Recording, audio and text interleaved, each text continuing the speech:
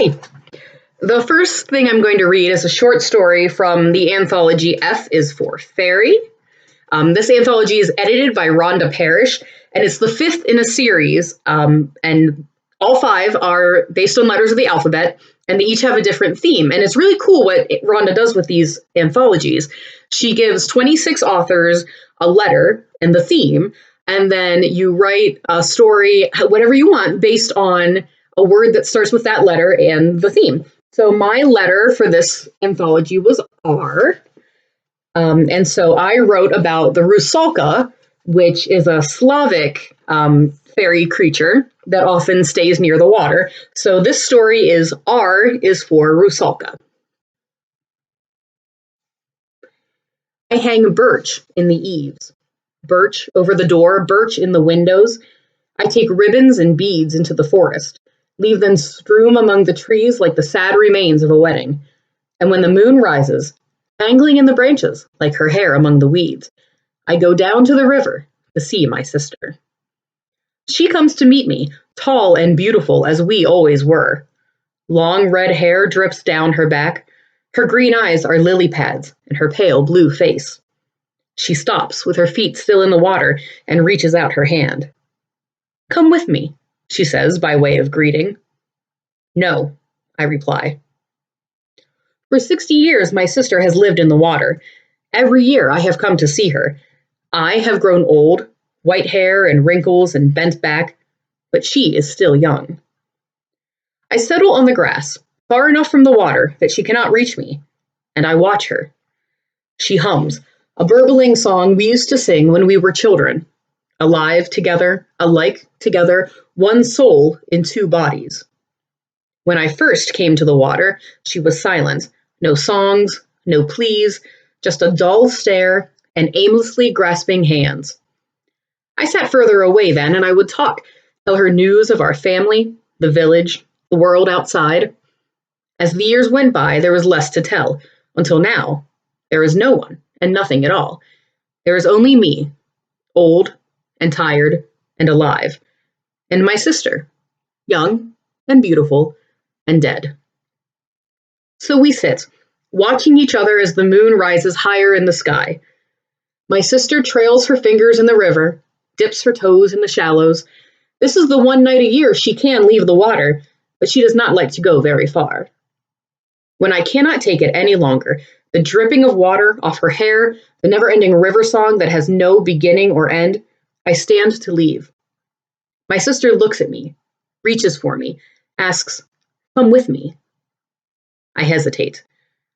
Maybe it is the moonlight, so piercing clear it reveals things long left hidden. Maybe it is that I am old, and what is the use in waiting when there's no time left? Or maybe it is because she is young, so young I can hardly believe we ever looked like that, as young as the day she died. Maybe it is because the same power that allows her to leave her watery prison tonight compels me toward it, so that we meet on the shore, a step from safety for me, and a step from her home for her. And I tell her. "He was going to choose you," I say. "He never said, but he didn't have to. I could see it in the way his eyes followed you around Pa's tavern. Remember how we fought to serve him when he came in? How he'd laugh when we both brought him beer and say how lucky he was, being waited on by two beautiful girls so alike who could ever choose between us? But he was going to. I knew it. And he was going to choose you."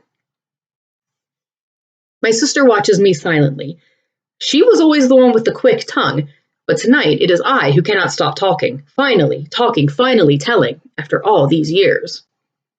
It was so easy to make it seem like an accident, so easy to pretend I was trying to save you while making sure you didn't come up again, so easy to mourn.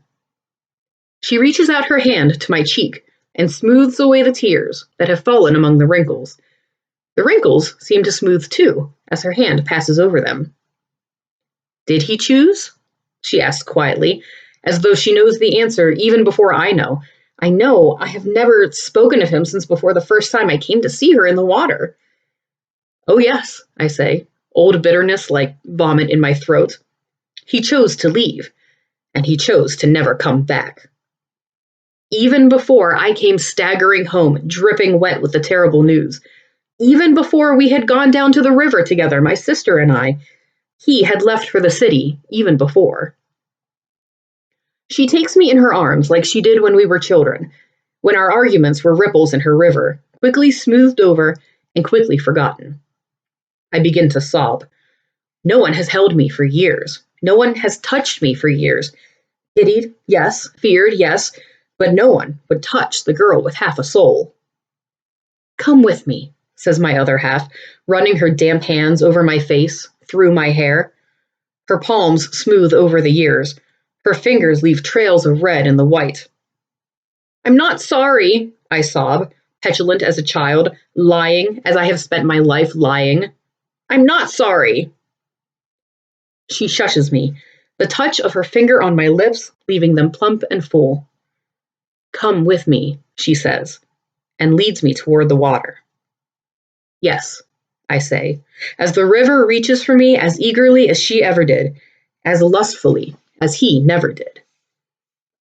Yes, I say, as my footsteps ripple the water, and I see our two faces side by side, young and beautiful and together, blurring into one.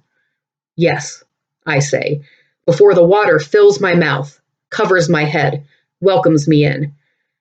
I struggle despite myself, grabbing at her suddenly slippery body, reaching for her water-slick hands, but my sister makes sure I don't come up again. And next year, when they put birch over the windows and ribbons out in the woods, we will sit on the shore together, brushing each other's long red hair, dipping our toes in the shallows, humming our river song, with no beginning and no end.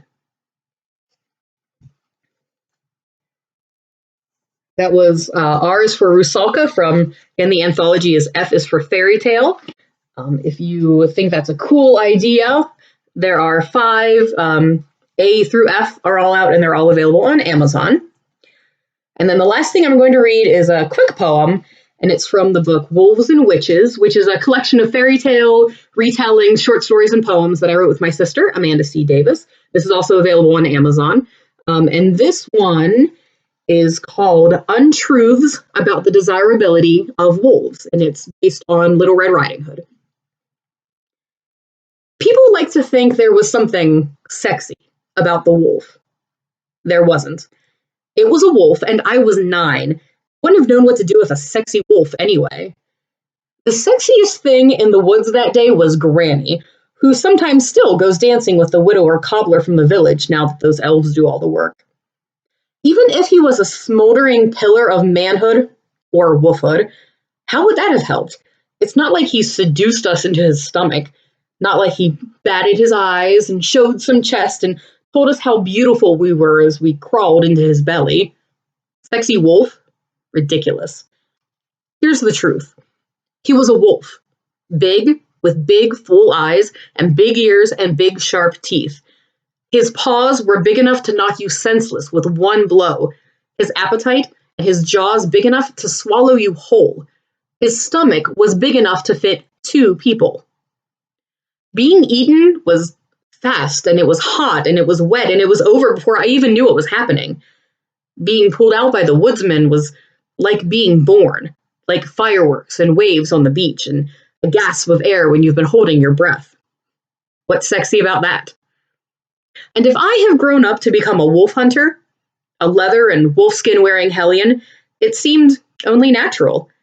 And what I do with my wolves is my business.